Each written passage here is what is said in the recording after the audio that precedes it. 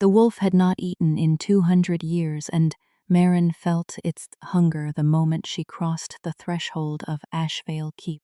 It was not the kind of hunger a person could mistake for ordinary need. It moved through the stone walls the way cold moves through cloth, not stopping at the surface, finding every gap, pressing into the spaces between her ribs where her breath lived. She was 23 years old, and she had been an Omega all her life, which meant she had learned to be invisible before she had learned to be afraid, and so she did not run. She shifted the weight of the supply basket on her arm and steadied herself against the door frame with 3 fingers, and let the sensation pass through her like water passing through a sieve. It did not stop.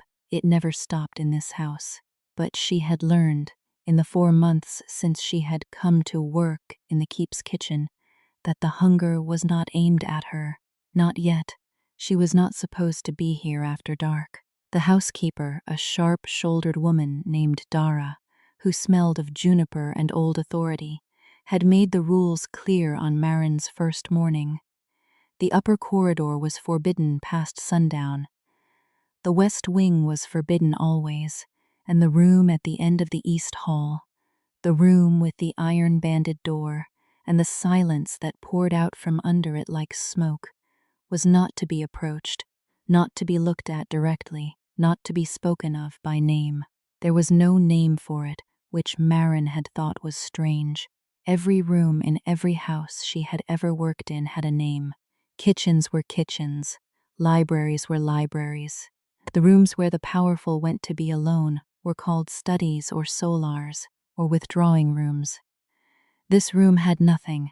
When she had asked, once, the other kitchen girls had looked at her with eyes that were carefully blank, and Dara had said only, "Leave it." Marin had left it. She had also, every night for the past 4 months, dreamed about it. The dreams were not frightening. That was the part she kept returning to in the quiet moments of peeling and chopping and carrying, the part that snagged like a splinter in soft wood. They should have been frightening. The dreams were full of dark and weight, and a sound that was not quite breathing. A slow, rhythmic expansion and contraction that filled the dream space around her, the way a tide fills a harbor, deliberate and immense. There was always a shape she could not see clearly. There was always warmth, radiating from the shape, the kind of warmth that soaks into old muscle and old bone and says, "Rest." There was always, at the end of the dream, just before she woke, the sensation of something enormous and patient turning its attention toward her, and finding, in her, something it had been waiting for. She always woke with her hand extended, palm up, as though she had been offering something, she never knew what. The night that changed everything had gone like the others. She had stayed late in the kitchen because the bread had not risen properly, and she was not willing to leave it wrong. And when she finally lifted the loaves from the oven and wrapped them and set them to cool, the Keep around her had gone so quiet that she could hear her own heartbeat. The other girls had gone. Dara had gone. The fire in the kitchen hearth had sunk to embers, and the light it threw was orange and low and made the kitchen look like somewhere that existed slightly outside of ordinary time. She was carrying the last tray up to the cool larder when she heard it. Not a sound, exactly. More like the absence of sound. A pocket of silence so specific and so shaped that it pressed against the air around it. It was coming from above her, from the east corridor, from the direction of the room that had no name. Marin stood at the foot of the stairs. For a long moment, the tray balanced in both hands, the loaves warm through the cloth wrapping. The sensation of hunger was stronger here than she had ever felt it. Not threatening. She kept returning to that, kept testing it, because she had been taught all her life that what felt dangerous to an Omega almost certainly was, and that her instincts were her only protection. But the hunger she felt moving through the air of Ashvale, keep at this particular moment, in this particular silence, was not threatening. It was the opposite of threatening. It was the most profound quality of need she had ever encountered, and beneath it, like a note, beneath a melody, there was something she could only name as grief. She climbed the stairs. She told herself she was checking for drafts. She told herself she had heard something that might need to be reported to Dara. She told herself a great many reasonable things, and none of them were true, and she knew it. And she climbed anyway, because 4 months of dreaming about the warmth and the patience and the sound like breathing had done something to her that she did not entirely have language for yet. The east corridor was dark.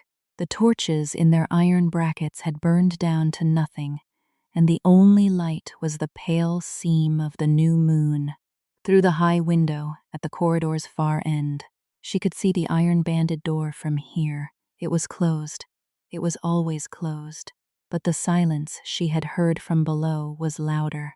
Here, if silence could be louder, a density of absence that made the air feel different against her skin. Marin set her tray down on the floor outside the door.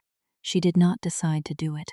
She reached a point where she became aware that she was already doing it, that her hands had already found one of the wrapped loaves and unwrapped the cloth, and that the bread was warm in her palm, and that she was kneeling, and that she had slid the loaf carefully under the iron-banded door before her thinking mind had caught up to any of it. Then she knelt, and she waited, and the silence on the other side of the door changed. She had been a light sleeper all her life, and a careful reader of silences all her life, which were perhaps the same skill, and she knew the difference between a silence that held nothing and a silence that held something, choosing not to make a sound. The silence on the other side of the door was the second kind. It was aware of her. It had been aware of her before she reached the top of the stairs. She said quietly, not a question. "I thought you might be hungry." The silence held. Then, very gently, the loaf she had pushed under the door was pulled the rest of the way through. Something about that careful, deliberate movement, the precision of it, the restraint, made her eyes sting. She pressed the back of her wrist against her mouth and sat with that for a moment. Then she picked up her tray and walked back down to the kitchen. And when she reached the bottom of the stairs, she realized her hands were shaking, but not from fear. She went to bed and dreamed, and this time, the shape in the dream was clear.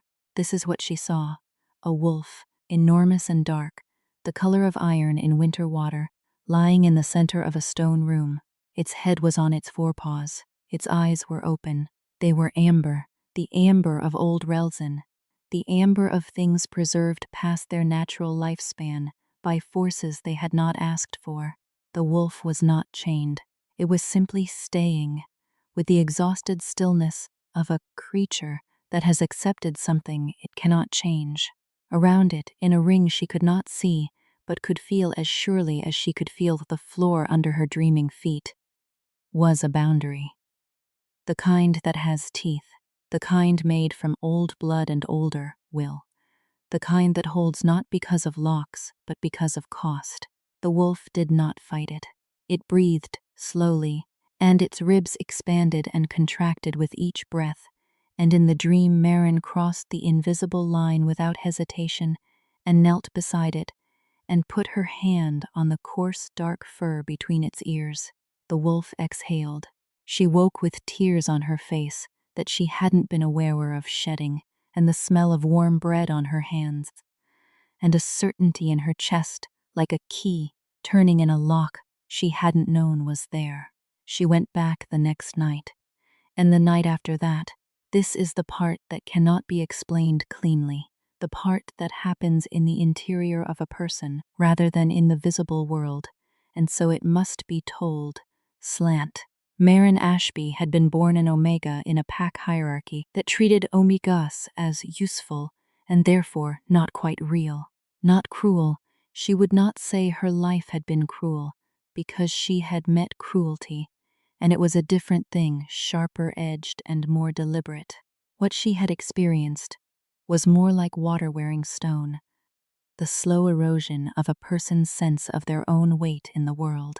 Omegas carried and cooked and cleaned. They kept the pack running the way blood keeps a body running, essential, invisible, not thought about until absent. Her mother had been an Omega. Her grandmother, she had grown up understanding that the shape of her life was set, that its dimensions were roughly known, that her value was measurable, and her interior life was not particularly relevant to anyone who had the luxury of ignoring it. She was not bitter about this. She had considered bitterness the way she considered other expensive things, with respect for what it would cost her, and a decision not to pay. What she was instead was observant. She had spent 23 years learning to read rooms, read people, read silences, because her safety had often depended on knowing what a room held before she declared herself in it. She noticed things, she catalogued them, she stored them in an interior life that was, because she had been given so little else to call her own, quite remarkably rich. What she had noticed in the 4 months at Ashville Keep was this. The wolf in the room at the end of the east corridor had not always been there. The oldest servants, the ones who had been at the keep for 30 years and more, spoke sometimes seems in the imprecise way of people who have decided not to speak at all. Half sentences that stopped themselves, significant pauses, a shared vocabulary of what was not said. From this not speaking, Marin had assembled the following. There had been an alpha, there had been a curse. The curse had come from a rival bloodline, the Verath pack, 3 valleys east, with whom the Ashville pack had been at war for 6 generations. And it had been leveled not in battle, but in betrayal, at what should have been a treaty feast. The Verath alpha at the time had been a man named Corvin Verath, and he had been the kind of person who understood that the most durable wounds are not the ones made with weapons. He had spent 2 years building what appeared to be peace, and then, at the feast he had called on the old naming magic that the packs kept in their bloodlines the way they kept heirloom silver, rarely, carefully, with tremendous deliberate weight. He had spoken a true name, the Alpha's true name, which no one outside a mate or a parent should ever have known. And the naming magic had done what naming magic does when wielded against someone without consent.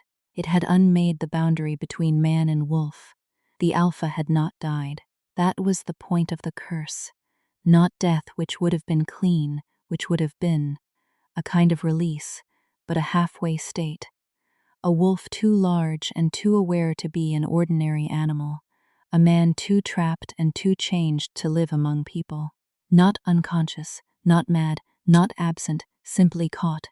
The way a fly is caught in the resin that becomes amber, suspended in a moment that could not move forward or backward.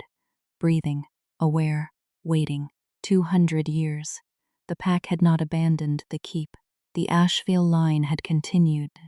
The Alpha had had a son who was already grown and mated when the curse fell, and the son had carried on, and his daughter after him, and her children after her, until the current steward of the keep was a third cousin 4 generations, removed, who managed the lands and the pack with competence and no particular feeling for the room at the end of the east corridor.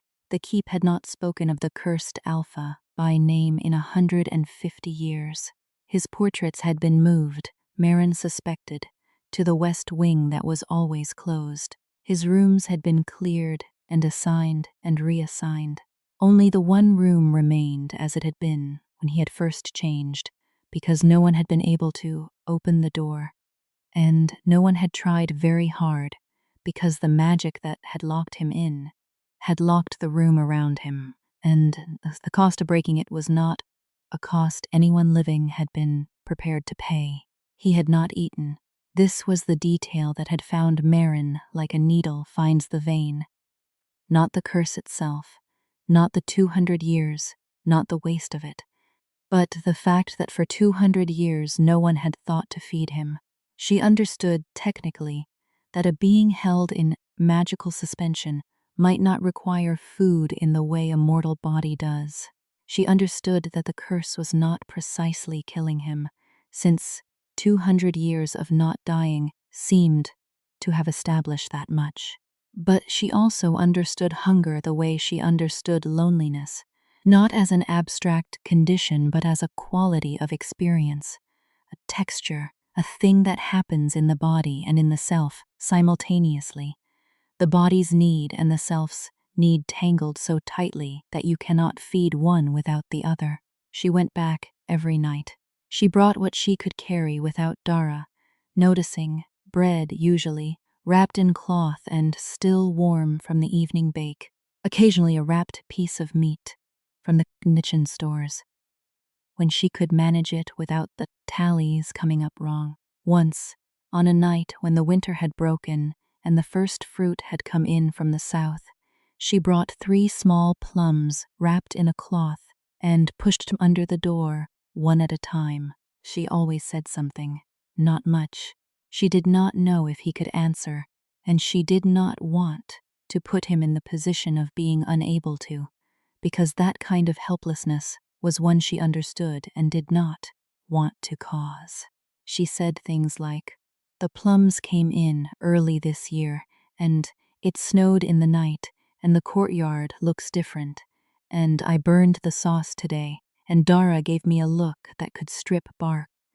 She said ordinary things, the kind of things one says to a person one is sitting with rather than a person one is performed for, and she did not wait for answers, and she never made her voice smaller than it usually was, because she had noticed that the particular quality of smallness that omegas were expected to perform, the deference, the diminishment, the constant implication that was taking up mace one has not fully earned, made the hunger on the other side of the door go quiet in a way that felt like pain. She talked to him the way she would have wanted someone to talk to her, and she dreamed. The dreams changed as the weeks passed. The wolf was still there, still vast, still iron dark, still present with that exhausted patience that had made her cry the first night, and had not made her cry since because she had run out of a certain kind of grief, and found, on the other side of it, something more useful. But now the dreams were longer. Now there was more.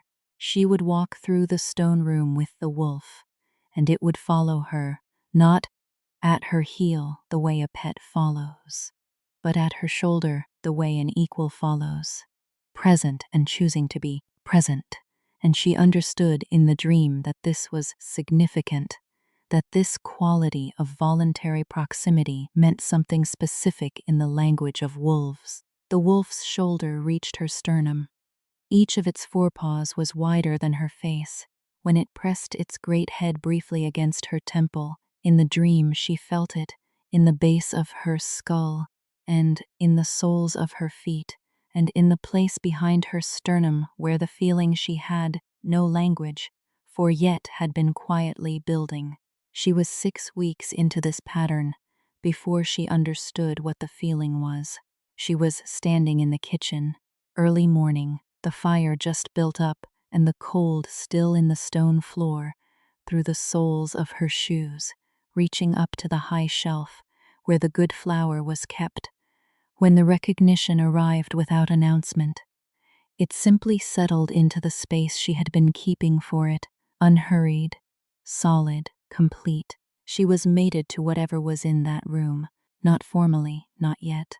She had no bond mark, had never stood in a bonding ceremony, had never expected to, since omegas did not typically bond with alphas of any standing, let alone with cursed alphas, 2 centuries trapped in wolf form, in a room no one could open.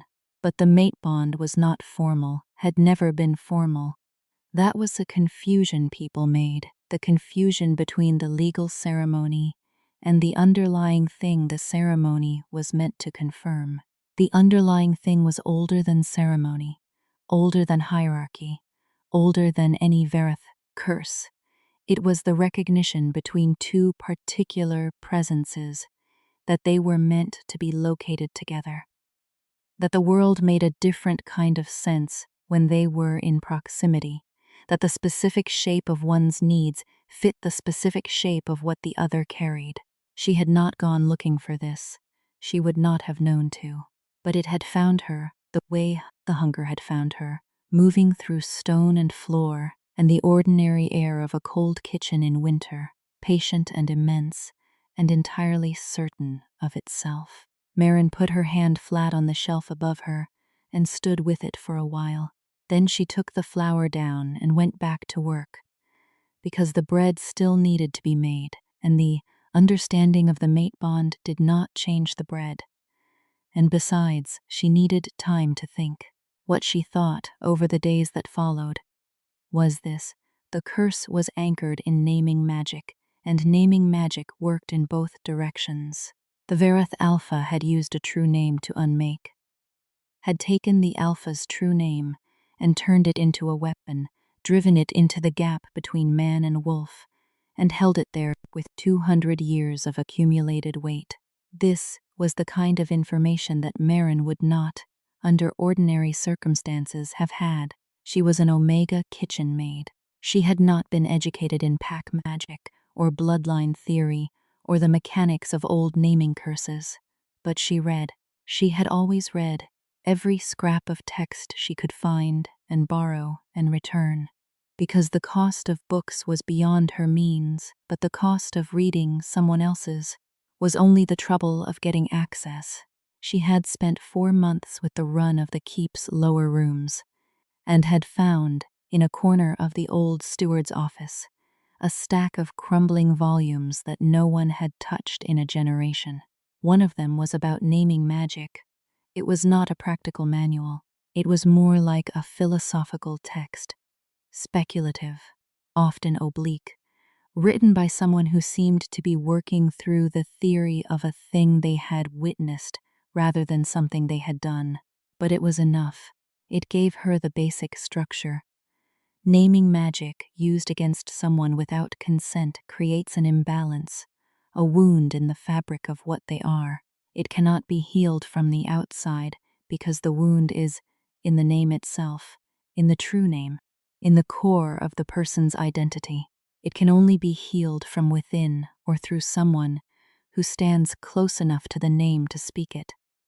Close enough that the speaking is not an intrusion but a recognition, a restoration, the name being returned to itself through a voice that already knew it. A mate would know the true name, not intellectually, not because they had been told it, but because the maid is a form of knowing, the most intimate form, a knowing that happened at the level of what a person most fundamentally was, rather than who they appeared to be in the world. Marin had been nursing this thought for 3 weeks, handling it carefully, setting it down and picking it up again, testing its edges for weakness. When the second thing happened, she dreamed the name. It arrived in the dream like everything in the dreams arrived, without announcement, without ceremony, simply present. She was walking beside the wolf, and the wolf was looking at her, amber eyes steady and patient and awake, and she said, "I know what you need." And the wolf pressed its great head against her palm, and the name came into her the way morning comes into a dark room, not as a word exactly, but as a shape, a resonance, a pattern of sound that she knew immediately was the most private thing she had ever held, that she would not say, in the dream that she would carry, when she woke in the same careful way you carry water in cupped hands. She woke. She lay still for a moment, testing whether she still had it. She did. She got up, dressed in the cold room, and went downstairs to begin the morning work, and the name sat in her chest like something with its own warmth, and she thought about what it would mean to try. This is what she would need, a voice the magic would recognize as mate. She had that, or she believed she had it. She had never been given to certainty about things she could not verify. But the dream, and the bond feeling, and the hunger she felt. Every time she crossed the keep's threshold had accumulated, past the point where doubt seemed honest. A moment of proximity sufficient for the magic to travel, not the iron-banded door between them, but real proximity, the kind where the distance is only air, and the courage to say a true name out loud in full knowledge that naming magic worked both ways, that to speak his name was to offer her own in return, that this was the oldest and most binding version of the mate bond ceremony and would be irrevocable from the moment the last syllable left her mouth. She was not afraid.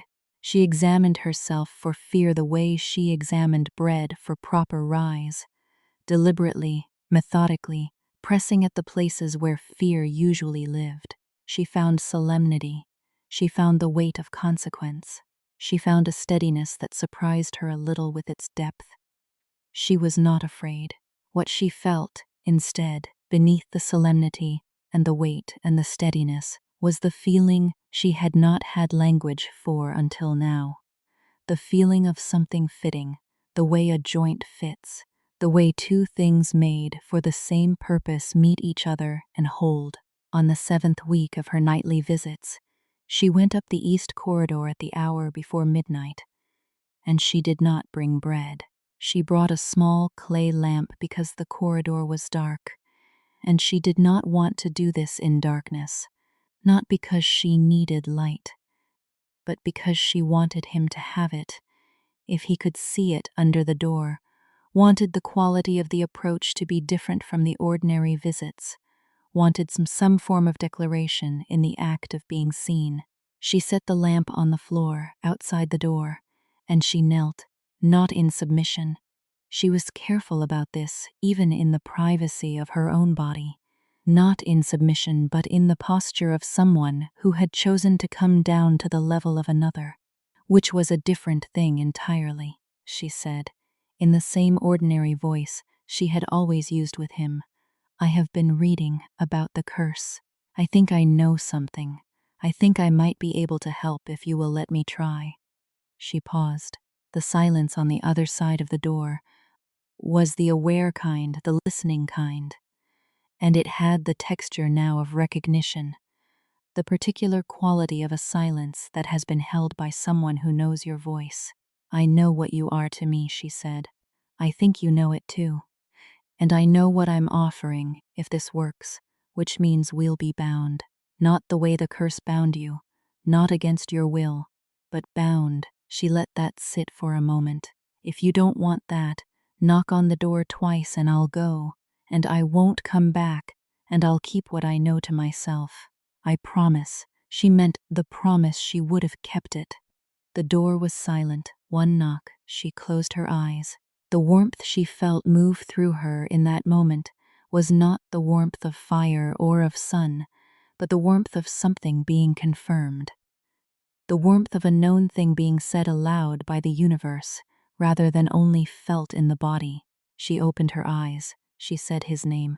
It was not a short name, not a simple name.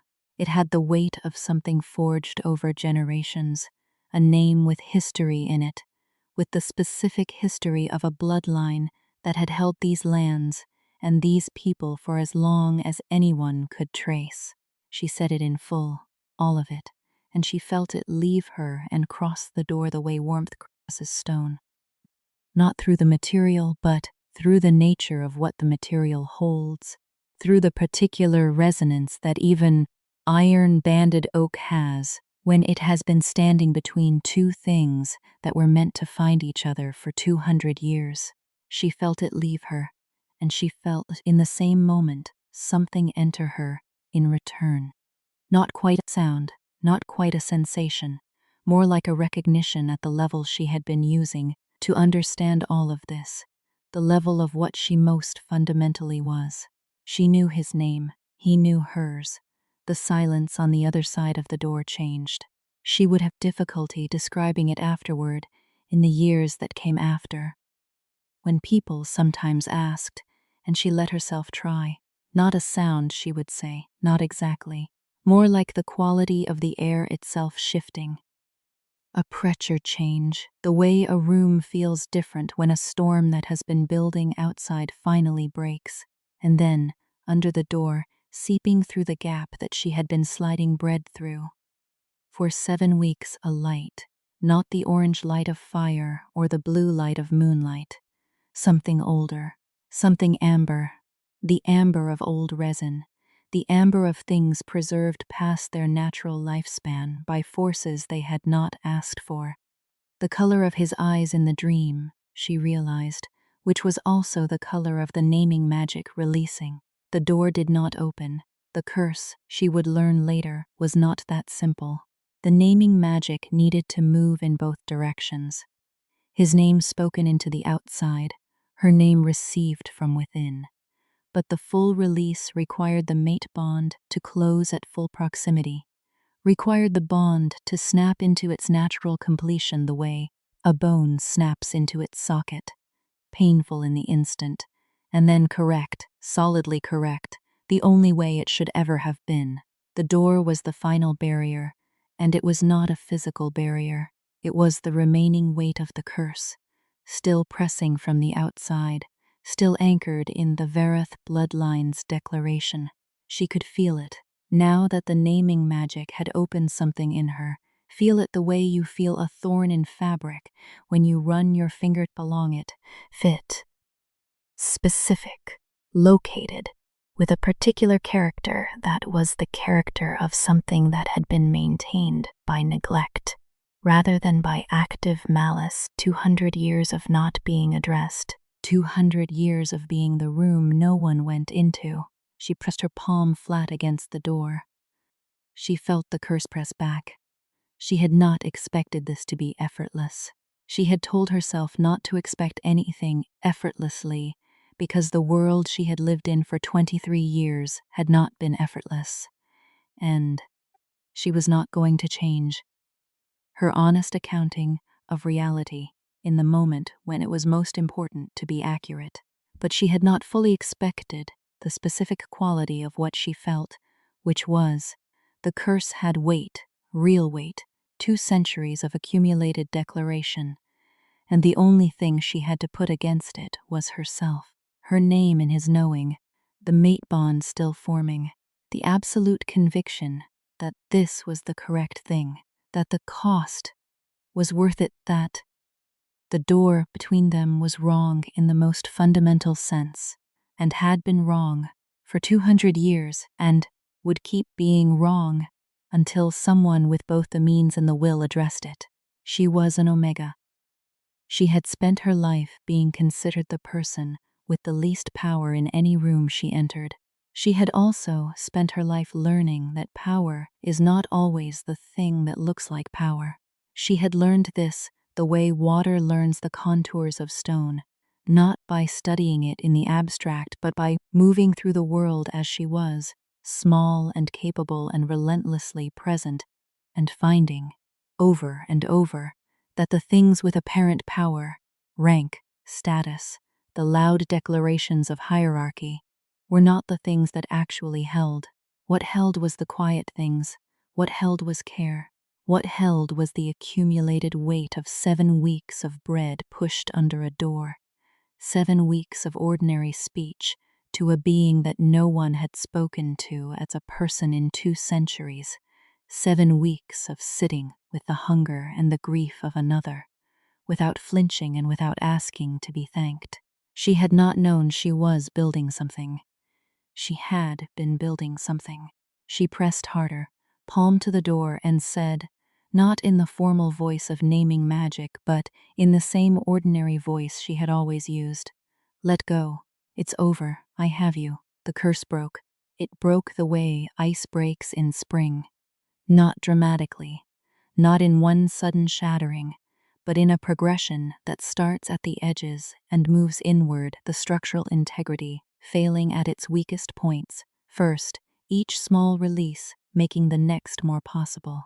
She felt it through her palm, through the door, felt each piece of it coming loose, the way she could feel each plait of a tangled knot coming free when she worked at it with patient hands. It took longer than a moment. She stood with her palm against the door and worked at it, not with force but with her presence, with the specific gravity of someone who has made a decision and is going to be there when it finishes happening. The amber light under the door deepened and then went out. The door swung open. She had thought about what she might find. She had thought about it rationally and tried to prepare for the range of possibilities, because she was that kind of person, the kind who thinks ahead, who names the possible losses in advance so they will be less shocking if they arrive. She had thought, he might still be the wolf, and then she would meet the wolf, which she had already done in dreams and was not afraid of. She had thought, the 200 years might have been unkind in ways she could not predict. She had thought, he might not be able to speak, might not be able to stand, might not know her in his waking as he knew her in the dreaming space the mate bond had opened between them. What she found was a man sitting on the stone floor with his back against the far wall, his knees drawn up, his head bent, his hands open in his lap, with the posture of someone who has been waiting for so long that the waiting has become his entire vocabulary of being. He was dark-haired, strongly built, and so still that for one terrible second she thought she had been wrong about everything. Then he looked up. Amber eyes, the amber of old resin, the amber of things preserved past their natural lifespan. He looked at her, and she looked at him.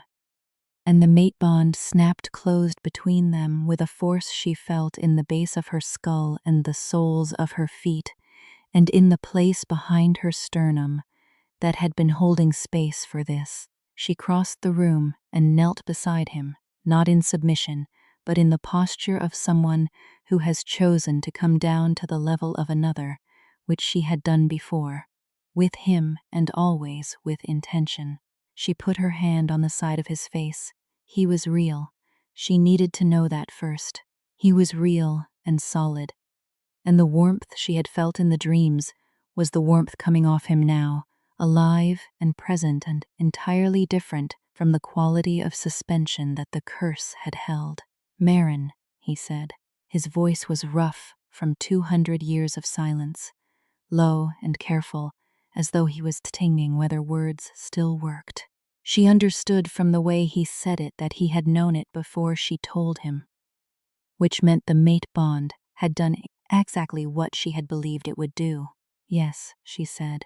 Are you hurt? He considered this with the seriousness of someone who has not had the option of being asked for a long time. I don't know yet, he said. I think I am hungry. She almost laughed. She held herself just short of it, because the moment was too full for laughter to fit properly inside it. I brought bread, she said. Downstairs, I'll get it. Stay, he said. Not a command, she knew the difference. Had made herself expert in the difference over 23 years of navigating a world full of commands. A request, the specific request of a person who has had no particular reason to believe anyone would stay. I'm staying, she said. She settled against the wall beside him, her shoulder against his, and the stone floor was cold, but the warmth between them was not. And outside the high window of the room that had had no name, the sky was beginning to make its earliest preparations for dawn, a lightening at the very edge of the dark, barely perceptible, the kind of change that happens slowly. You can only notice it by looking away and looking back. He had not spoken to another person in 200 years. She understood that, and she did not perform her understanding of it. She simply sat with it, the way she had learned to sit with the hunger, present and patient, and not asking him to account for the weight of what it had been. He spoke anyway.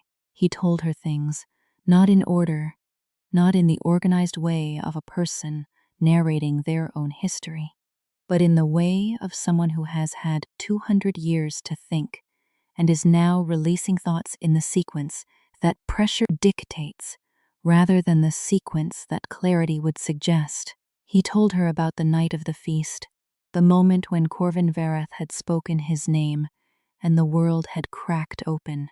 He told her about the first 100 years, which had been the worst, before he had learned to exist in the suspension rather than fight it. He told her about the dreams that had started approximately 4 months ago.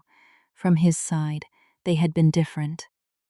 Not the wolf in the stone room, but a young woman in a kitchen, ordinary and unself-conscious, her attention wholly absorbed by whatever she was doing, surrounded by the smell of bread and the sound of fire.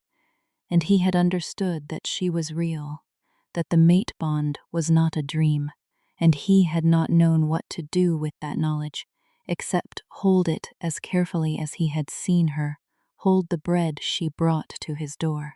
I could hear you, he said. Every night, the bread and everything you said, the plums.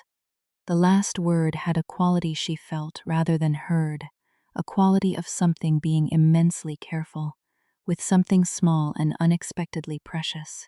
I didn't know if you could hear, she said. I could always hear, he said. I could not always think of anything that was worth trying to say back. She understood this.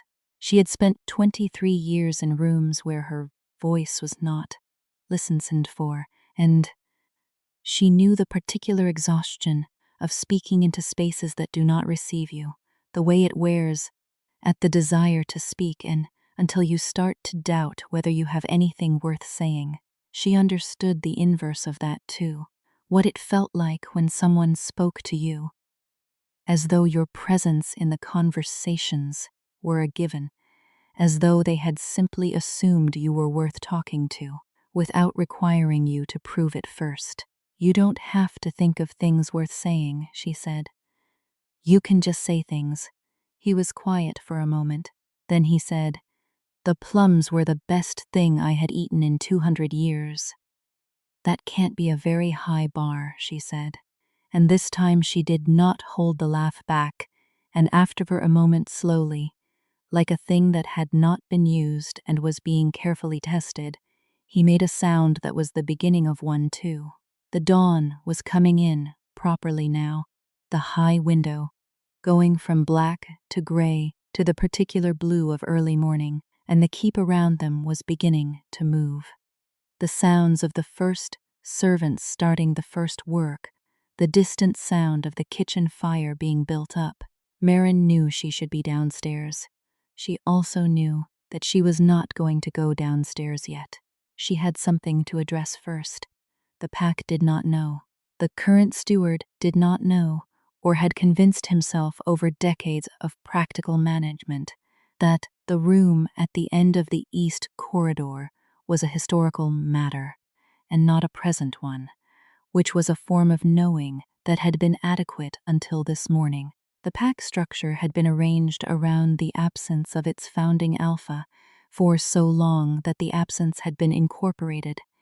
It was load-bearing in its way. The question of what would happen when the absence was filled had not been asked in 150 years. Marin was going to have to think carefully about this. She was an Omega kitchen maid who had just dissolved a 200-year curse and claimed a mate bond with the founding alpha of the Ashfield pack. She was aware with the same clarity that had brought her this far that the world was not going to receive this information gracefully, and that the pack hierarchy was going to experience it as something between a disruption and a challenge, and that several very powerful and very comfortable people were going to have opinions about whether she was permitted to be what the mate bond had just declared her to be. She was also aware that the mate bond was not asking for permission. It never had. It was the oldest magic, older than hierarchy, older than the carefully maintained structures of rank that the pack used to understand itself.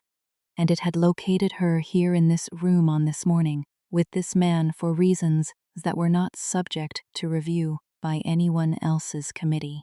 She knew herself well enough to know that the difficulty ahead would not break her. She had been an omega in a world that treated omegas as useful and not quite real, and she had been that with a quality of self she had not surrendered, and the quality of self she had carried into 23 years of kitchens and corridors was the same quality of self that had carried her up a dark corridor at midnight with a wrapped loaf of bread and a willingness to kneel at an iron-banded door, without knowing what was on the other side.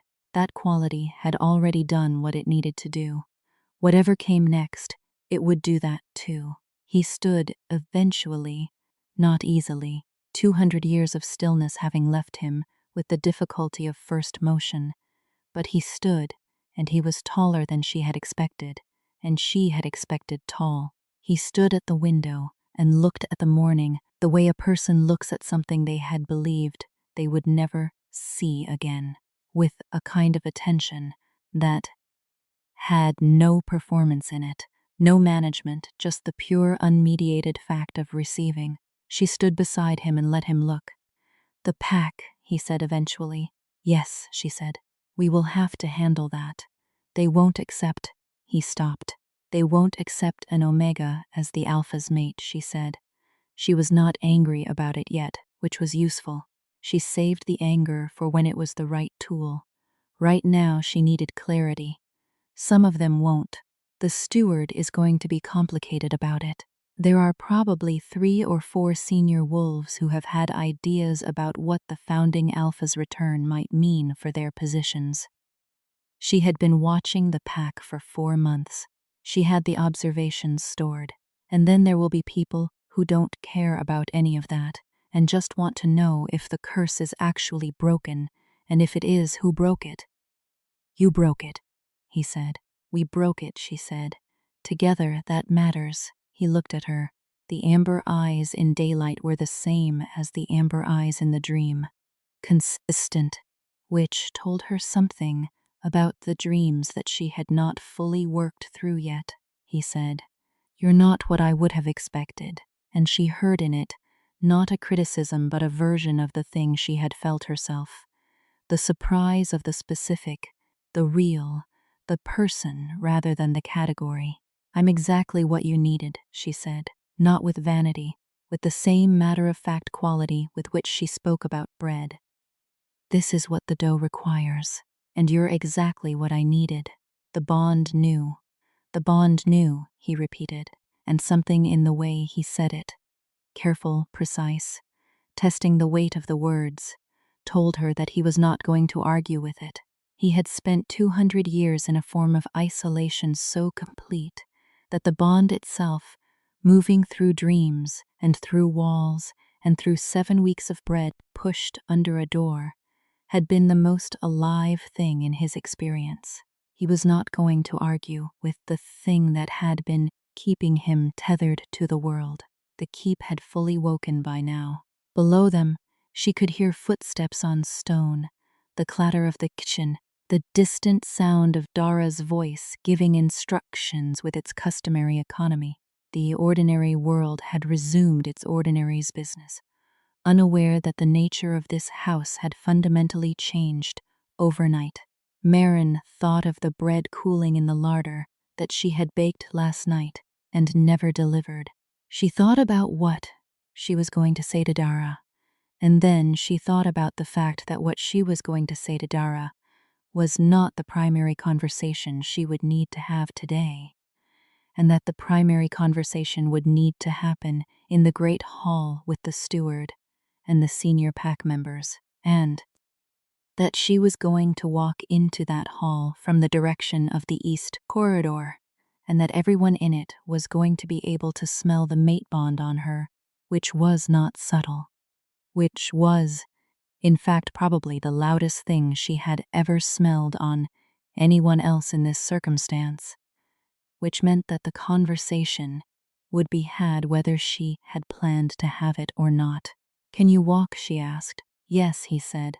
"Then we should go downstairs," she said, "and you should eat something proper, and then we should speak to the people who need to be spoken to, in that order."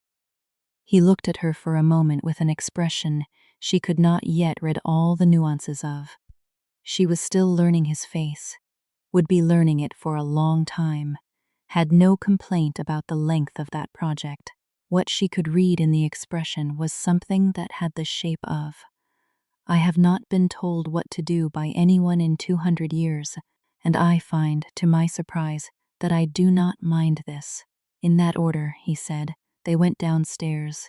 The moment they entered the kitchen, Darakai turned from the fire with a correction already forming on her lips, caught sight of the man standing behind Marin, and went so still that the ladle in her hand simply stopped its motion, held in mid-air, while she reassembled what she was seeing into a shape that matched anything in her experience. Marin watched her do it, watched the stillness, watched the very slow and very visible process of a person who had spent 30 years at Asheville Keep, recognizing something she had thought was only a story. "The portraits," Dara said finally. "In the West Wing." She was not speaking to either of them specifically, just speaking. "I always thought." She stopped. She looked at Marin with an expression Marin had not seen directed at her before, an expression that was part assessment and part something she might have called respect if she had thought she had claim to such a thing from this woman. "You went up," Dara said. "I went up," Marin said. "Every night," Dara said. "Not a question." "You knew," Marin said, and it was also not quite a question, because she had already suspected it. The way Dara had always been slightly less strict about the kitchen tallies on the nights when Marin had worked late, the way she had never once asked where the bread went. "I hoped," Dara said, which was a different and more honest thing than knowing. She looked at the man standing beside Marin, and she did the thing that Marin had not expected. She set down the ladle, straightened, and inclined her head. Not the bow of a servant to an alpha, though it had that quality, more like the acknowledgement of one person to another, that something important has happened, and that the acknowledgement is owed. "You'll want food," she said, and turned back to the fire. They sat at the kitchen table and ate what Dara brought them without ceremony. Bread, a crock of something that had been simmering since before dawn, butter, a cup of strong tea each. He ate with the careful deliberateness of someone relearning the relationship between body and action. And he ate a great deal. And Marin ate beside him and drank her tea and let the morning move around them. The steward came eventually. Word had moved through the keep with the speed that word always moves through small, closed worlds, and the steward arrived in the kitchen doorway with his second and 2 senior pack wolves behind him, and he looked at the man at the kitchen table, and he looked at Marin, and she saw him doing the calculation. Marin Ashby, Omega kitchen maid. Marin Ashby, who had gone into the room, no one opened and opened it. Marin Ashby, whose scent was now inseparably tangled with the founding alphas in the way that only the mate bond produces, the way that no amount of hierarchy could unmake. The steward was practical man. She had gathered this about him over 4 months. He was not cruel, not stupid, and not particularly interested in battles he could not win. He looked at the evidence in front of him, the man who had been a legend and was now sitting at a kitchen table eating bread.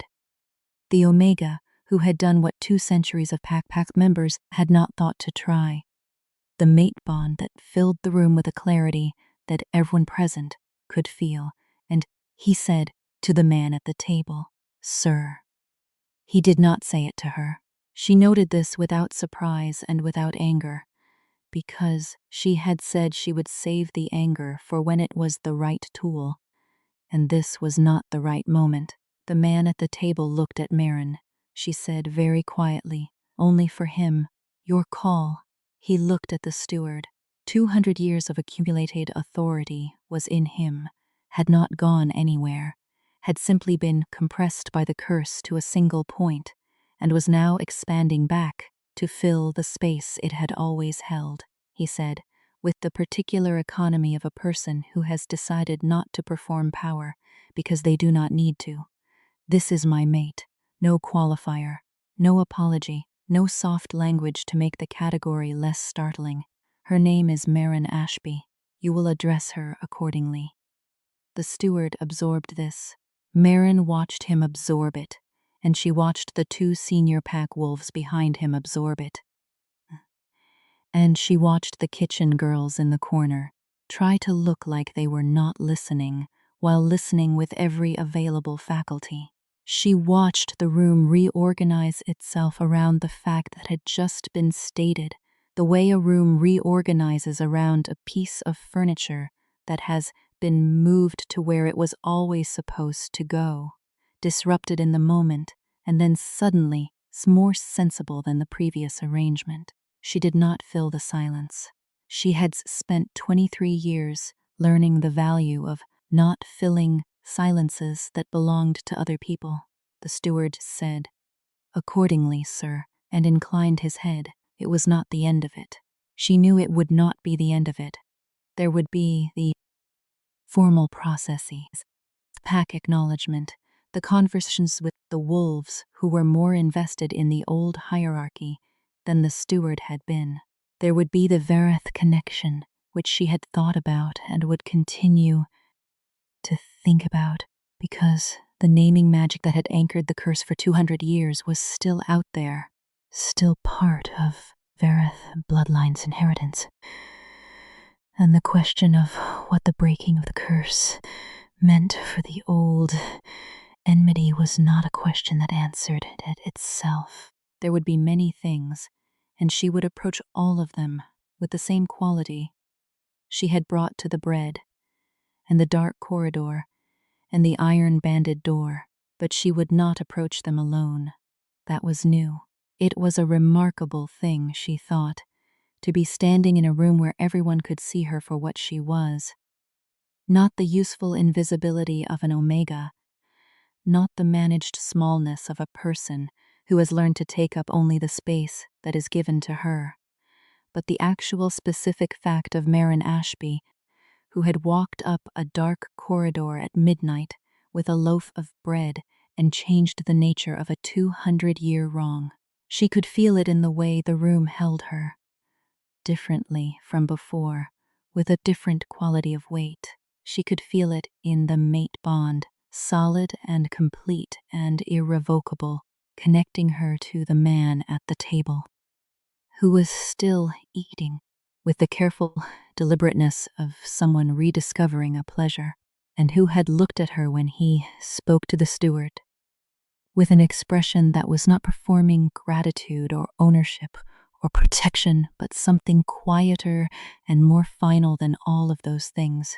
She thought of the dream, the wolf with amber eyes, pressing its great head against her palm, the warmth in the base of her skull, the feeling she had finally found language for. She thought of 7 weeks of bread and ordinary words.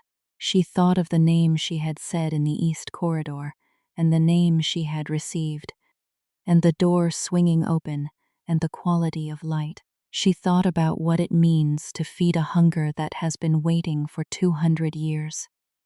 Not the bread, in the end, though the bread had been the beginning, had been the thing that said, "I see you," had been the thing that said, "Your need is real, and I am not going to pretend it isn't."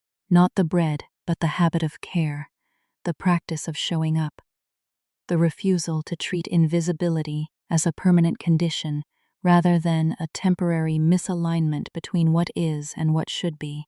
The wolf had not eaten in 200 years. She had fed it, and, in the feeding, she had fed something in herself that she had not known was hungry. The part of her that had spent 23 years being useful and invisible and waiting, without knowing it was waiting, for someone to recognize that the useful and the invisible are not the whole of a person, that there is an interior life with its own weight and its own claims, and that when a person offers bread to a creature that the world has forgotten in the dark, it is not only charity, It is also a way of saying, I am here, I am someone who is here. She was here. In the light of a morning that had not existed yesterday. In a kitchen that smelled of bread and simmering broth, and the particular alive quality of a house that has just changed, Marin Ashby stood at the edge of everything that came next and did not flinch. The wolf, finally free, watched her with amber eyes and knew her name.